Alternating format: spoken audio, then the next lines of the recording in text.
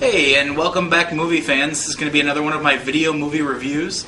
Last Saturday, I actually went out and saw 3 movies, catch up on some of the past that I've been missing out. I'm going to bring this to you in 3 parts today.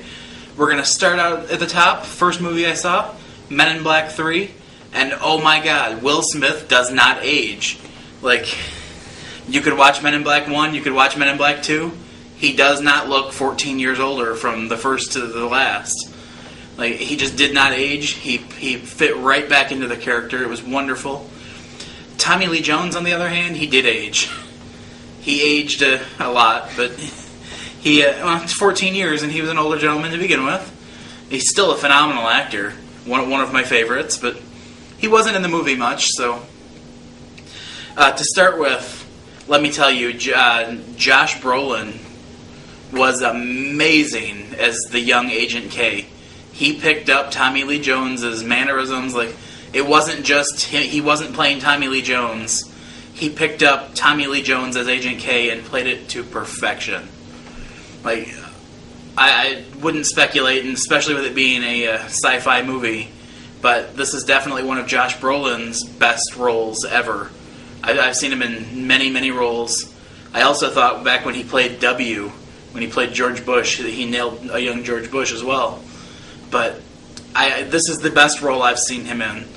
And after watching him as Jonas Hex a couple of years ago, I was pretty much sold off on he's not a very good actor. But now after seeing this, I'm back. I'm a fan. I'm ready for his next role. I can't wait. But basically, there's a big twist at the end of the movie. I don't want to give it away. But it's a total payoff to a lot of things mentioned earlier in the movie. A lot of things, even going back into the first 2 movies. I personally, I didn't see the need for a third Men in Black movie. I thought you had told everything you could tell in the Men in Black universe with the first 2. I mean, they're fun movies, but they're not groundbreaking. They're not great. But this movie really justifies its existence. It's fantastic. It's my favorite of the 3 movies, by far. The villain, and I can't remember who played the villain, but the villain in this movie was just a great character. Boris the Animal was the character's name, and my god, it was great. I'm normally against time travel movies. Like, time travel has played out in sci-fi. It's tired. It's a writer's crutch in sci-fi.